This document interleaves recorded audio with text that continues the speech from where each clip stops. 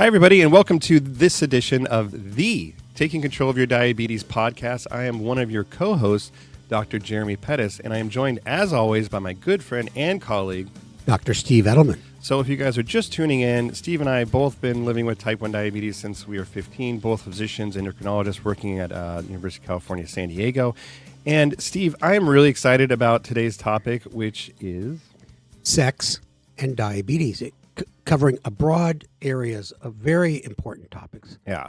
So, we were talking about why this topic. Well, first of all, sex is important in any relationship, but it can also be something that people get really hung up on about how to communicate, how to initiate it, how to keep the spark alive, all those kinds of things. I mean, so much gets wrapped up into sex. It's a really, as soon as you say that word, people like physically react, So. Yeah, I react in a good way. But you know what? It's so true. And that's why we had it under a previous conference called Taboo Topics, because people are embarrassed. They may have issues with their sexual partner, and they're afraid to talk about it. And who do you ask? You don't ask your primary care doctor. You don't ask your endocrinologist. Yeah. You might be so embarrassed you don't even ask your best friend. But we should give you ask me all kinds of weird stuff, but yeah. But we got to give the listeners a spoiler alert, because Janis Roszler, who I'll introduce in a second, she's a super expert in this area. She talks about these issues as if we're talking about a menu at a restaurant. Mm-hmm. And that's the best way to do it. And, you're going to hear words like penis, vagina, lubrication, and other issues that you may not hear on a typical podcast. Mm-hmm. And so if you have small kids, go into your car, go into your bathroom and listen there. Yeah, and we'll have some giggles, I'm sure, some fun. But, yeah. So I mentioned sex is a complicated topic, to put it lightly. But then you throw diabetes in the mix. And there's all kinds of issues that come with that. How do I talk to my partner about having diabetes? What happens, during sex with insulin pumps or going low? Or what if you have body issues? Maybe you have a few pounds you're trying to lose. So it's already a complicated topic, and diabetes can complicate it more. And that's why we're really going to focus this on, some of the issues that go along with sex and relationships, obviously, but then specifically to diabetes. That sounds like a good plan. So we are joined today, thankfully, by an expert who's going to help us navigate this topic, who, Steve, you've known for a long time. So why don't you introduce Janis and tell us a little bit about her? Yeah, Janis wears many hats, and we've been friends a long time, as you mentioned. We actually co-authored a book together called Living and Loving with Diabetes. And Janis is a family therapist, but more importantly, she's a board-certified sex therapist. And she has been around the block so long, she actually teaches other sex therapists. And, she plays the viola, and she does lots of cool stuff, and just a good all-around person. She's spoken at TCOID many times, and you might hear her in the future. So, Janis, thank you so much for being here. Hey, thank you for having me. I actually want to say another reason to talk about sex. Okay, sure. And I will be kind about, the terminologies I use and not get too in the gutter. But in addition to being a therapist and, being a sex therapist, I started my career as a registered dietitian. I actually still am. And what I found out is a lot of our healthcare professionals, when they're talking to patients, clients, and they're asking their supportive family members to support their, give them time to do their physical activity and everybody help with the food prep and look at the labels and all the things that we really hope that they'll get support for. I want to tell you, if a couple is having trouble in the bedroom, and especially one example, someone I knew where the male partner was having erection problems and his female partner thought it was because he was having an affair. She did not know it was related to his diabetes. So she came angry. And if I'm going to say, help him and make time for him and support the things he's doing and the appointments he has to go to, she gave me this look like, are you serious? I am so mad at him. He's having an affair, the bum. He can't get an erection. We're together. And don't ask me to do anything to help him. So I really think the core, especially when you're talking about couples people who are in intimate relationships, if they don't understand what's going on in the bedroom, if they don't have support in the bedroom, it's really hard to be supportive outside of the bedroom. So I really think it's key to talk about it for a variety of reasons, not just because sex is a real critical part of your relationship. Well, Yeah. Great way to open up. Yeah, no, I couldn't agree more. And so I think, Janis, we have so much to talk about, and I'm thinking maybe an approach is kind of walking through the course of a relationship and starting kind of, in the early days of a relationship. We have listeners that might be, dating or thinking about that. And it comes up a lot. How do you kind of introduce diabetes into the relationship or to your partner? Is there a good way to do that? A bad way? How do you advise people on that? I've actually had a lot of people worry about that because they don't know when to bring it up, what to bring it up, if they're going to be intimate that evening. And we know some people get intimate more quickly than others do. So the communication hasn't been formed, stabilized. Maybe it's a big romantic rush on the date. What I have found from many people is that if you are calm and confident about your diabetes, the other person will take the cues from you. So, for example, if you're wearing a pump, for example, and your date goes, "Oh, what's that?" You go, "Oh, that helps me with my diabetes. Don't worry about it. No problem. I know how to handle it. We're good." If you're relaxed and say, "No, I'm just doing my thing," they will go, "I can relax. This person knows what they need to do to bring their best self to this date." But if you're apologetic, if you're saying, "Oh, I got this horrible thing that goes with me wherever I go," they will pick up on that and begin to get nervous, worry. Maybe this is the wrong person to be on a date with. It's really all about you making friends with the fact that diabetes goes with you wherever you are and making peace with it. Yeah, I would say, Janis, that's such an important statement. And I don't know any woman that I've ever dated that would reject me if I told her I had diabetes. But I was a nervous wreck. I was afraid. I didn't take my insulin on time because I was on multiple daily injections in college. And my diabetes would get all screwed up. And then when I finally told them, it's like, no big deal. I don't know, Jeremy, do you have a experience when you first dating someone and they didn't know you had diabetes? Well, I have a story about you. Maybe we can edit this out if you don't when want you it to two be first aired. started dating, yeah. No, I just remember this is a while back and seeing you out on the dance floor having a good time and just lifting up your shirt and showing off your pump and your CGM and just very kind of proud and matter of fact about it. And I remember thinking, man, that's a good way just to get it out there. I mean, literally on the dance floor and maybe someone bumped up against it and said, what was that? Yeah, I was. It was swarms of women, obviously. Yes, yeah. Yes. Well, you know what? At that stage, I was, like Janis suggested, more confident. Mm-hmm. But when I was younger, I was scared to death what people would think. So, and I was just thinking that it's probably good advice about diabetes in general. Like being confident about it. Not ashamed of this is what I have to deal with for food and for exercise, and of course, sex is part of that. So then, that jumping ahead. Let's say you introduce diabetes in a relationship, the relationship is going well, and now it comes time to get intimate and sex.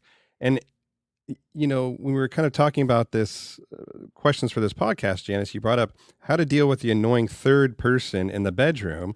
And before people get too excited, that third person being diabetes. So in the bedroom, how do you deal with that? And there's a lot of issues, medications you take might going blood sugars high, low, we can get into maybe erectile dysfunction, sexual dysfunction, but you take us there, Janis.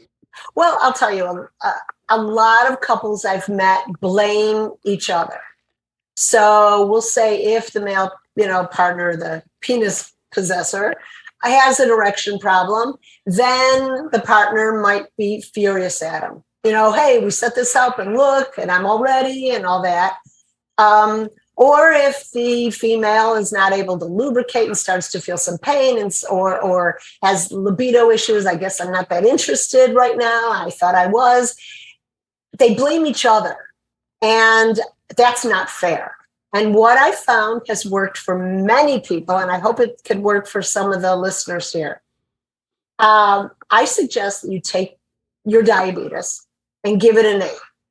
Now, there's a couple who did this. They called it Camilla. Remember when Camilla was the kind of third party in when it was Prince Charles and Princess Diana, you know, the interloper in the relationship. And talk about it as it's the third person.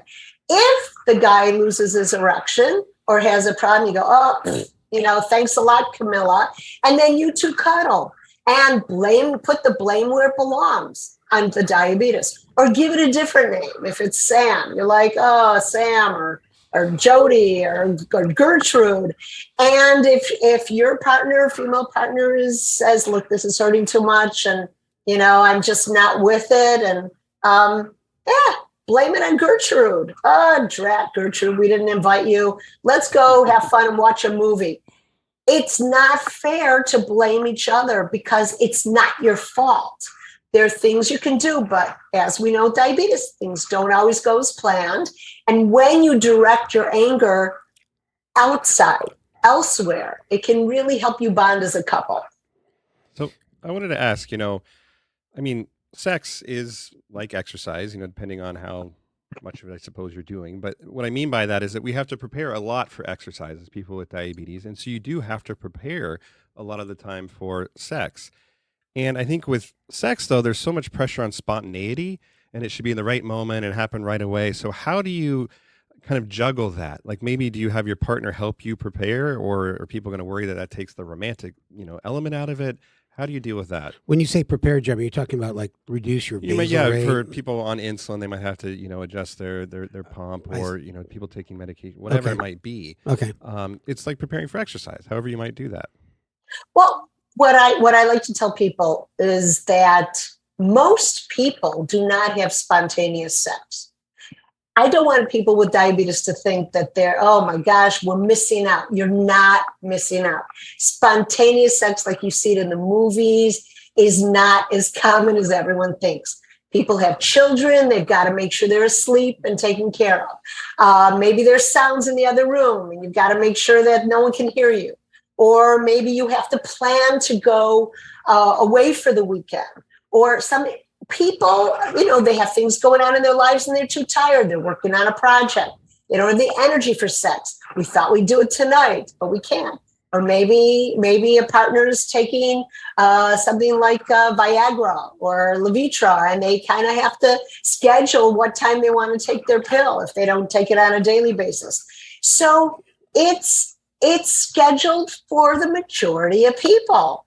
So, hey, you know. Yeah, you're so right. You're so right. Now, Jeremy, don't speak for Jeremy though, because he's different. And I don't know what that means. Okay. You know, that's a compliment. She's much young. He's much younger than us, but I think you're right, Janis, totally. And I think the other thing you mentioned is, you know, it's easier said than done than treat the third person like Camilla. Of course, no one in Britain likes her anyway, so that's a good analogy. But I would say when a guy can't get a full erection enough for sexual intercourse, you know, it's kind of devastating, and emotionally that may prevent a future successful erection just because it grows on you psychologically. And my go-to is Cialis, by the way. You know, the other stuff's Coors Light. Well, and not only is it devastating for the guy, but then the woman, as you mentioned, Janis, can feel inadequate. You know, why can't he make this happen for me? That kind of thing. So maybe we talk specifically about ED, and before maybe we get Janis's opinion, a little bit about ED and diabetes. Steve, what do you tell people? Well, you know what? That's one thing I try to address with every visit. You know, with a woman, it's a little more difficult because there's nothing you measure. But with a guy, that you get an erection or you don't. And they develop these drugs, you know, Levitra, Cialis, Viagra for that particular reason. And there's been all kinds of stuff doesn't work in women. But nonetheless, I think a large percent of guys, once they get past the age of 50, have a more difficult time with successful sexual intercourse. And then you add in, you know, if there's neuropathy, if there's blood flow issues, you know, and then if there's any, you know, relationship issues, it could be a perfect storm. And I think one of the unfortunate take-home message is it's more common in people with Yeah. diabetes. Yes. And another good reason to control your blood sugars, and that actually can help. So, Janice, talk about ED and how you bring that up with patients, treatment. All walk us through that. Yeah, and include the women issues too. I mean, it's not Sure. just ED. So I'm going to tell you something that might surprise you. The erection, the ejaculation and orgasm don't have to be connected. I know that's going to sound strange. Like, oh, how can you have an orgasm without ejaculation? Well, when people have any type of medical issue, paralyzed, whatever, we teach them how to have an orgasm without an erection and ejaculation. You can have an orgasm from your mind, from massaging other areas of the body, from stimulating nipples. There are so many erogenous zones that you can touch where you can experience the orgasm feeling without actually having A, B, C, D, erection and ejaculation. So just know there's so many possibilities. And actually tantric sex, which is where you gaze into each other's eyes and you try to withhold, you try to wait before you hold off the ejaculation. Guys can have multiple orgasms. So the thing is, if you can't have an erection and an ejaculation, that doesn't mean the fun's over. So that's one thing. The other thing too is it's all about connection. It's about fun. We do know from a great researcher, Rosemary Bassan, came out with some research in 2000, that a woman's sexual response cycle is different than what we always thought Masters and Johnson came up with men. Men, we've got, you kind of climb, you have a plateau, you have the erection, you have the orgasm, and then you smoke the cigarette, you go down. With women, we believed it was the same thing, and now we know it's not. Women are remarkably more able to have a sexual, pleasurable experience even if they don't have an orgasm, because women come to it for companionship, for cuddling, yes, an orgasm, or if it's an orgasm that isn't so, fireworks, but they can still enjoy themselves. So what we're doing, we don't measure it by did we get a touchdown or not, which is kind of more like the male attitude.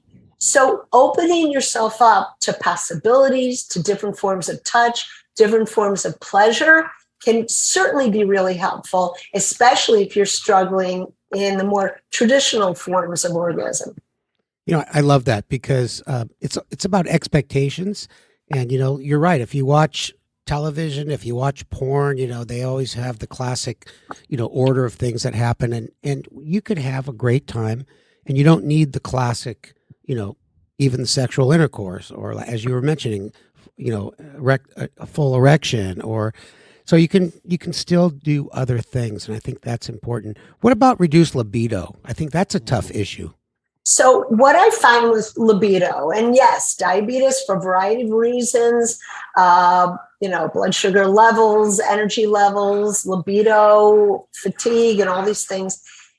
One thing I think is really important to know is how you connect outside of the bedroom has a huge impact on how you connect inside of the bedroom. And there's 8 types of intimacy. And we think that intimacy is all about sex, but it's not. We also have emotional intimacy where you're sharing feelings. We have aesthetic intimacy where you look at something beautiful together. Like you may sit together with a drink and watch the sunset. We have physical, non-sexual intimacy where you play tennis together, you go for a walk together. We have affection type of intimacy, again, not sexual, where you come home and give a hug and you give a kiss, and you just say how much you care. Do rituals together. You put Jeopardy on your Alexa and you have fun, and it's a great way to connect. In other words, we're looking for ways to connect, to get closer, to feel more connected. And then I like to view the bedroom as an adult playground. It's a time to play. It's not a place to perform. And performance isn't always, did you orgasm or didn't you orgasm? It's, did we connect? Did we have a good time? Did we have a massage? Did we feel good? And the erections and orgasm, they're frosting on the cake. They're all great, but there's so many amazing things to do. Play, fun, giggling. If you want to get into whipped cream and strawberries and all those other things, you can have a great time. And you mentioned porn. And I really, really, if it's within your comfort zone, I do recommend that couples watch what I call ethical porn. And that's porn that has been done where the actors are paid properly and they're treated properly, because there's a lot of abusive porn. And a lot of times it'll say it's ethical if you look it up. But here's the thing about porn. Do not get your sex technique training from porn, because porn is fake. Porn is scripted. I once watched a film of a porn movie being made, and they keep stopping and going, no, turn your head. No, wait, move her hair. Okay, no, these guys are not feeling what you think they're feeling on the screen. And here's another thing that gets really crazy for women especially. There is a misunderstanding that all women orgasm through penile vaginal penetrative sex. There's only about 15% of women who actually can have an orgasm that way. The rest, which is huge, tend to have it through either clitoral stimulation, nipple stimulation, just the touching of other body parts. And if you think, there's something wrong with me because every single female in porn is having wild orgasm when they're having penetrative vaginal sex, they're not. They're being paid to act that way. So don't look at that as real life. Janis, what's your favorite site? My favorite site? I want to tell you a funny story. I don't pick it. My husband picks it. And the best one that I ever saw, I actually do have a favorite site. There's something called Bellesa, Bellesa, I think it is. It's made by women. I think it's a lot of fun. But my husband finds this porn from Czechoslovakia. It's uploaded. I don't know why these people do it, but Steve, you have to hear this. We were watching this, and we watch it to laugh. We don't necessarily, if we get turned on, that's fun too. But it's to bring fun into the bedroom. There was one where it's this guy and his girlfriend, and it's some area in Czechoslovakia that's dirt poor. And he says to his girlfriend, it's all subtitled, says to his girlfriend, this guy here will give us his crock pot, his slow cooker if you sleep with him. And we need a crock pot. So he actually takes his girlfriend, brings her to the dorm room. She has to shtup this guy. And he's sitting there watching, and it's all for this crock pot. I'm telling you, whenever we mention crock pots, my husband and I were like on the floor laughing because that's the funniest one we've ever seen. Oh, is that ethical porn? Yeah. I don't know if I have to apologize. I doubt this. Well, the shtupping for non-Yiddish speaking people is a word that describes having sex. So, Janis, as you're talking about this, I think this is fantastic. And everything you said, I think, is very enlightening. Now, what do you say to our viewers that are listening? They've been in a relationship for years or decades, and they have, the kind of common problem where they're just not having sex. It's not talked about at all. So the idea of watching porn is a huge leap, and we hope we can get them there. But how do you have people start the conversation when even the word sex can just send up so many, red flags? Well, what we do as sex therapists is when people are really kind of stuck and they've kind of disconnected, we start with something that's called sensate focus, which was developed by Masters and Johnson. What it is you enter the bedroom with no goal of sex. As a matter of fact, you don't have intercourse. You don't have sex. What you do is you hold each other, or you just do some slow caressing. And that's the evening. You just touch in the non-erogenous zones, and you just remember what it feels like to touch and be touched with no expectation. As a matter of fact, you say, tonight we are not having sex. We're just going to hold each other. We're just going to cuddle. We're just going to kiss. We are not doing that. We are not going that far. And what happens is you can reconnect, rebuild, how it feels. And I want to tell you something really interesting. If partners each draw kind of the outline of a gingerbread person, what I like to suggest is you take a red, green, and yellow marker, and you each color in how you feel at that moment. Red would be absolutely do not touch me here. Yellow is ask first, and green is you don't have to ask, go ahead. So for example, you may color your face green, the gingerbread person, color green, and that means you can kiss me wherever you want on my face. It's fine. But if you're feeling a little uncomfortable about having your breasts touched or caressed, you don't want to be touched there, you can color that red, and then it's off limits. And you don't have to negotiate. You don't have to push their hand away and say, oh, I said no. You do that ahead of time, and you look at the pictures. And if you want, you can discuss it. How come your feet are red today? And you go, well, my feet are a little ticklish. I don't really want to be touched. But this gives them kind of an introduction into a real safe place. So when they're together in bed, they know the map, and that's where they touch. And that's a real nice first step. Well, as you're talking, Steve just drew a little gingerbread man and coded in all green. So I know. Hello.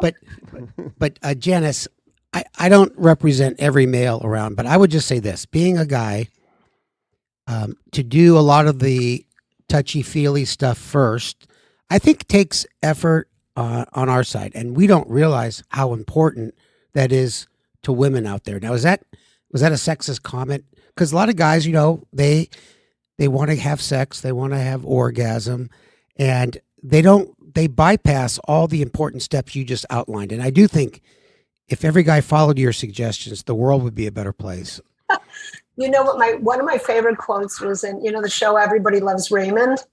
Mm-hmm. And so I guess they went back and they were showing when he was first dating his wife, so he said the one thing he learned is upper cuddling leads to lower cuddling.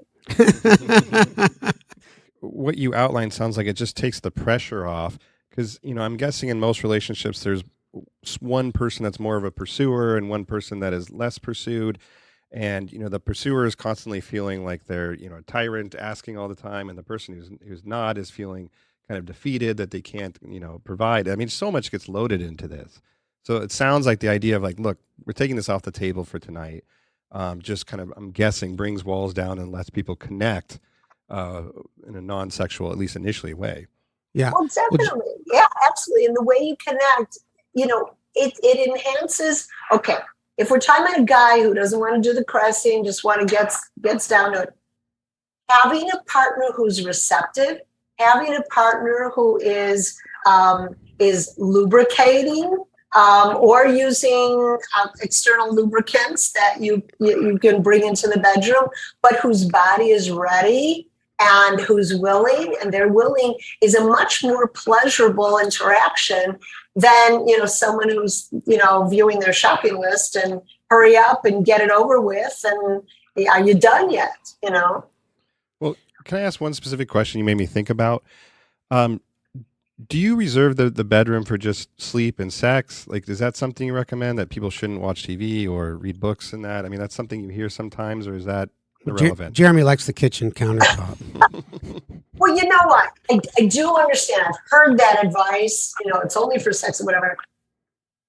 There's a lot of things. We don't have sex every time we're there, but you do want a good quality sleep. So to me, the most important thing is to really be rested and to not do the things that are going to interfere with your sleep. And certainly looking at your phone, looking at electronics before you go to bed, the light, that it goes right into your brain, and your brain has a difficult time getting into a deeper sleep.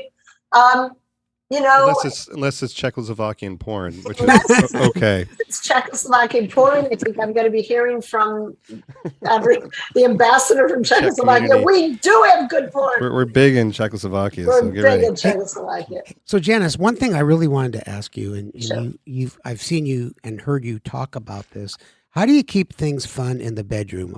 I'm talking about maybe sex toys, maybe vibrators, rings, these kind of things. What kind of things do you talk about in your classes?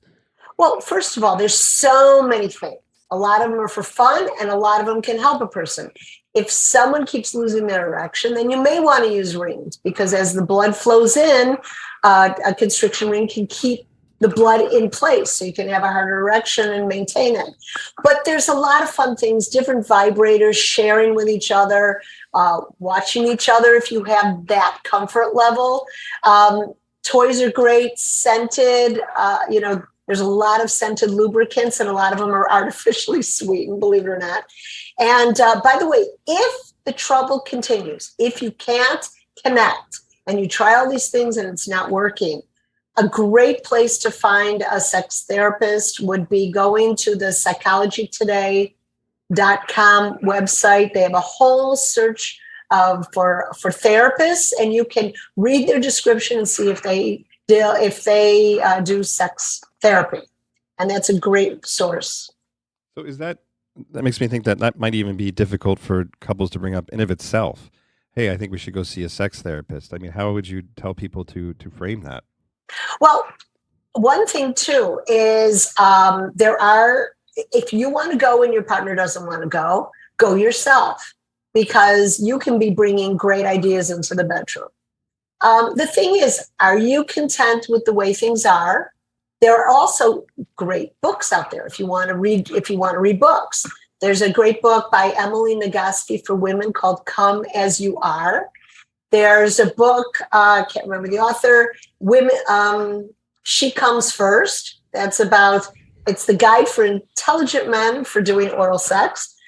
There's the Penis book, and I'm blanking out. I really didn't write this down, but that's a great book about male anatomy, male sex drive, male everything. It's called Sexplanations, Sexplanations, Sexplanations. There is a wonderful sex therapist who created all these different fun videos. They're not obscene. She describes things and shows things in very clever ways. So it's not, pornographic in any way, but there's so much to learn, and she's open about everything. So cool. That's a good one. Yeah.